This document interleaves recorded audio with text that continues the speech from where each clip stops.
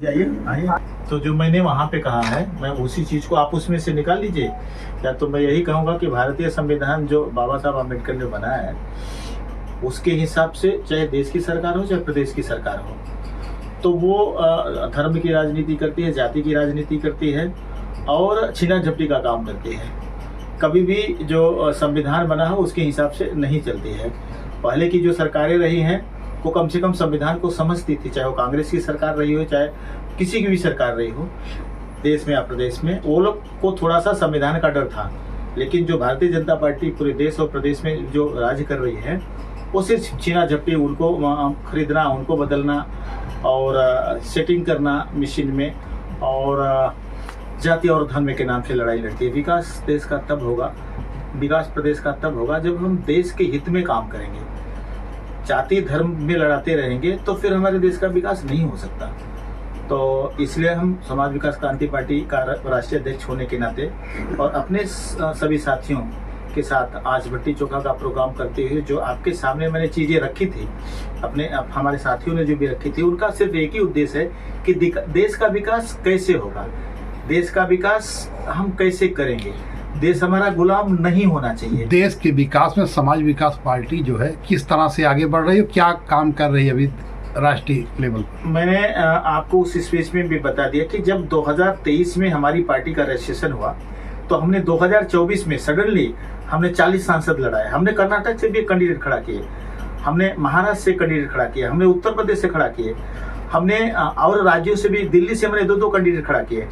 मैंने 1600 कहीं वोट, कहीं 1800 वोट, कहीं 600 वोट, तो कहीं 2800 वोट हमने कन्वर्ट किया। पहले फर्स्ट टाइम हमारा ये था, मतलब पार्टी का चुनाव निर्वाचन आयोग के हिसाब से हमारा रजिस्ट्रेशन होने के बाद। उसके बाद हमने उपचुनाव भी लड़ा, उसके बाद हमने चुनाव भी, विधानसभा चुनाव लड़ा। दिल्ली में जो हमने चुनाव लड़ा विधानसभा का, उसमें बहुजन समाज पार्टी से 100 वोट हम आगे रहे, द्वारका विधानसभा से आप निकाल के देख सकते हैं। तो वहाँ हमने लड़ाई लड़ी है और हम जो ये लड़ रहे हैं, ये हम अपने देश को की सुरक्षा के लिए लड़ रहे हैं, देश को बचाने के लिए लड़ रहे हैं। जो धर्म के और जाति के नाम से लड़ाई हो रही है, इसको रोकने के लिए लड़ रहे हैं। हम देश का विकास करें, हम लोगों को लड़ाए न। हमें नोटबंदी करने से हमारे देश का विकास नहीं होगा, उसमें नुकसान होगा। हमें किसी को झूठा ख्वाब बता के कि 14 लाख रुपए आपके अकाउंट में आएंगे, हमें ऐसी राजनीति नहीं करनी है। हमें लोगों को मुफ्त में अनाज बांट के राजनीति नहीं करनी है, हमें लोगों को रोजगार देकर राजनीति करनी है। हमें शिक्षा को बढ़ावा देना है, लेकिन हमें शिक्षा का हनन नहीं करना है। भारतीय संविधान जो है, जो बाबा साहब आम्बेडकर ने लिखा है, उसके हिसाब से सबको पूरे देश में कश्मीर से लेकर कन्याकुमारी तक इज्जत के साथ रहने, खाने पीने का अधिकार है। तो उसी हिसाब से चलना चाहिए।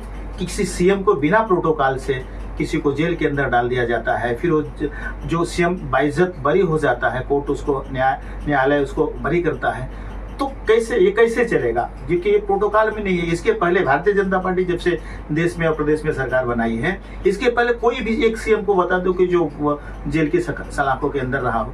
तो ऐसी बहुत सारी घटनाएं हैं जो भारतीय जनता पार्टी ने कानून को और देश के संविधान को, बाबा साहब के लिखे हुए संविधान को ताक पे रख के काम किया है। और इससे मुझे ऐसा लगता है कि देश फिर गुलाम ना हो जाए। इसलिए भारतीय जनता पार्टी को चैलेंज करने के लिए समाज विकास क्रांति पार्टी इस देश में उभर के काम कर रही है कि देश का हित हो, देश का विकास हो, सभी जाति सभी धर्मों का विकास हो, सब अपने अपने धर्म के लिए काम करें, अपनी जाति के लिए काम करें।